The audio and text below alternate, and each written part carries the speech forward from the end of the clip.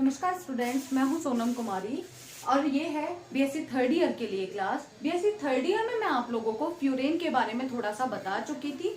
अभी आप आगे देखिए फ्यूरेन की संरचना। देखिए फ्यूरेन की संरचना में मैं आप लोगों को ये बता चुकी थी कि फ्यूरेन में C4H4O ये इसका आणविक सूत्र होता है। उसके बाद में मैं आप लोगों को ये बता चुकी थी कि ये इसकी संरचना है फ्यूरेन की। आप लोगों ने ये लिखा भी था कि ये फ्यूरेन की संरचना है। और फ्यूरेन की संरचना के बाद में आप लोगों ने इसकी अनुनादी संरचनाएं भी बनाई थी। साथ में आपने हेडिंग डाली थी एरोमेटिक गुण, फ्यूरेन में एरोमेटिक गुण। उसमें आप लोगों ने लिखा था कि फ्यूरेन में एरोमेटिक गुण निम्न प्रकार होते हैं। यह चक्रीय होता है, इसमें हक्कल नियम होता है, हक्कल नियम का ये पालन करता है। उसके बाद में आपने लिखा था यह अनुनादी संरचनाएं इसमें पाई जाती हैं। अनुनादी संरचनाएं किस प्रकार पाई जाती हैं आप लोगों ने ये लिख लिया था। उसके बाद में नेक्स्ट पॉइंट था इसमें कि इसमें सब्स्टिट्यूशन रिएक्शंस, प्रतिस्थापन अभिक्रियाएं होती हैं, वो चीज भी आपने लिख ली थी। लेकिन उसके बीच में मैंने आप लोगों को थोड़ा सा इसके रिएक्शन के बारे में बता दिया था, तो वो रिएक्शंस आप लोग बाद में लिखेंगे। उसके बाद में पांचवा पॉइंट आप इसमें लिखेंगे। देखिए पहला पॉइंट लिखा था चक्रीय होगा, दूसरा पॉइंट आप लोगों ने लिखा था हक्कल नियम।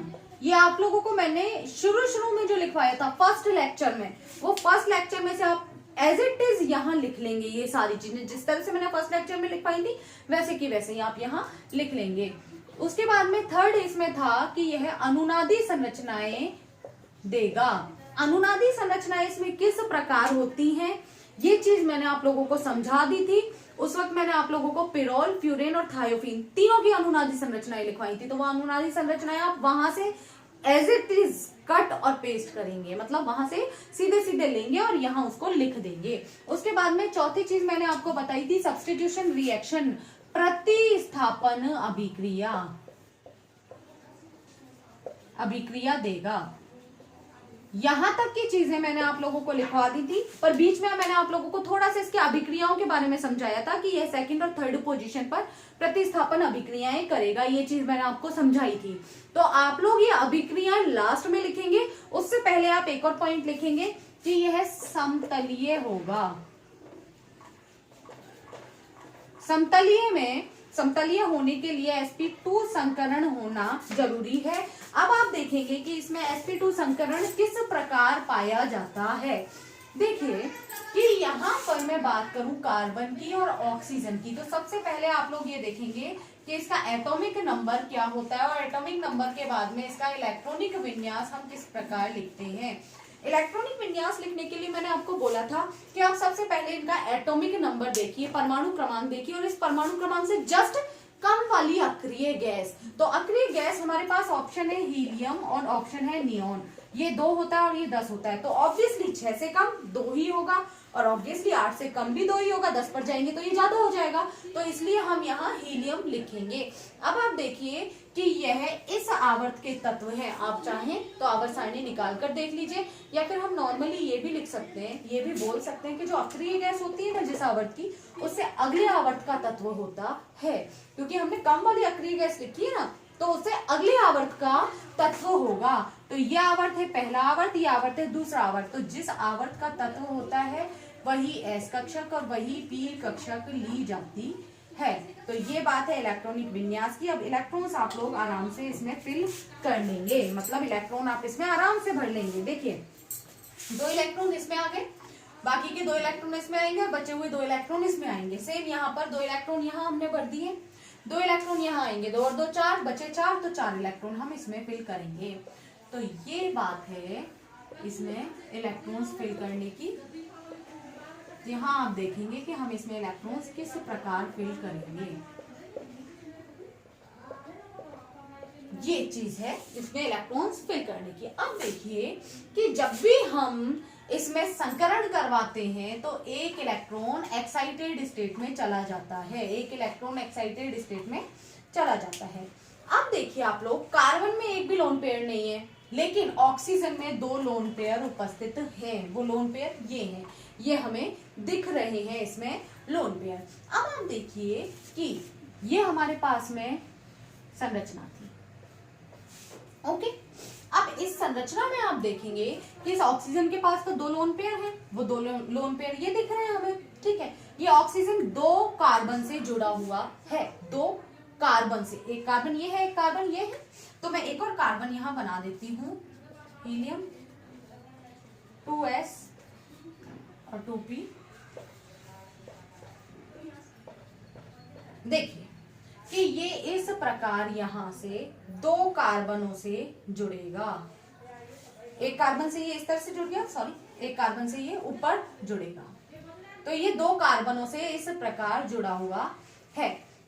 ओके, यहां पर 2 कार्बनों से ही जुड़ा हुआ है।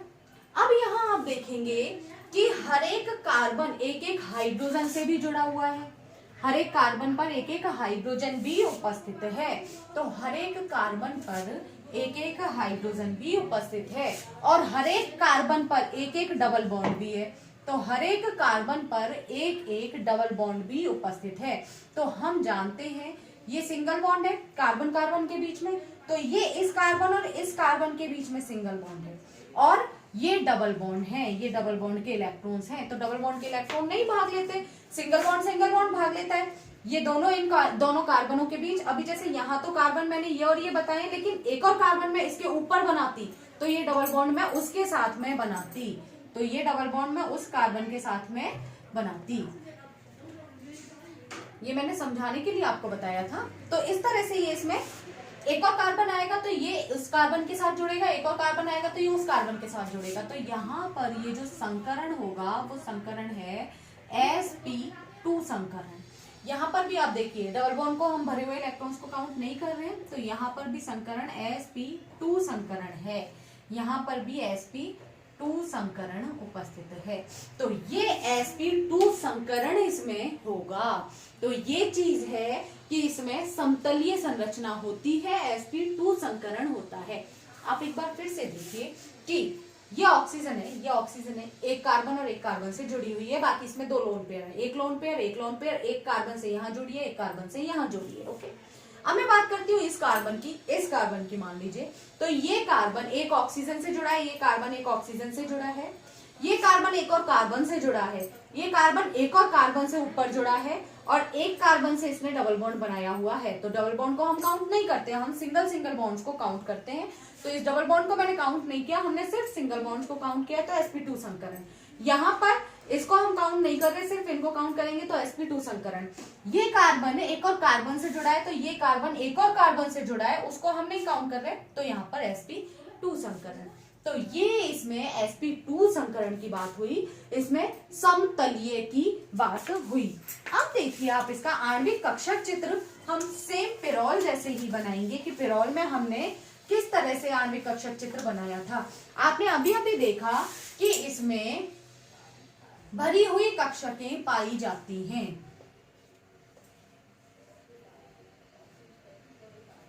ये है फ्यूरेन, फ्यूरेन में कार्बन कार्बन ऑक्सीजन। जब हम इसकी कक्षकें बनाएंगे तो इसकी कक्षकें हम इस प्रकार बनाएंगे, इनमें तो खाली होती है, आधी पूरी भरी हुई होती है ना कार्बन में कक्षकें, इसमें जबकि पूर्ण पूरित कक्षक होती है। मैंने आपको बताया था लोन पेयर में भरी हुई कक्षकें, तो ये भरी हुई कक्षकें और ये अर्धपूरित कक्षकें आपस में अतिव्यापन करके इस प्रकार आणविक कक्षक चित्र बनाती हैं, इस प्रकार ये आणविक कक्षक चित्र बनाती हैं। तो ये है फ्यूरेन का आणविक कक्षक चित्र। आप नीचे लिखेंगे फ्यूरेन का आणविक कक्षक चित्र। तो ये बात हुई आपकी फ्यूरेन की। यहां तक आप ये लिखने के बाद में इसमें नेक्स्ट हेडिंग डालेंगे फ्यूरेन में रासायनिक अभिक्रियाएं। और फ्यूरेन में रासायनिक अभिक्रियाएं जो 2 पॉइंट मैंने आपको पिछले लेक्चर में बताए थे, 2nd पोजीशन पर और 3rd पोजीशन पर, वो चीज आप वहां लिख लेंगे। ये लेक्चर यही खत्म हुआ। इसके बाद में मैं आपको इसके कुछ रिएक्शंस करवाऊंगी वो नेक्स्ट वीडियो में। अभी के लिए थैंक यू।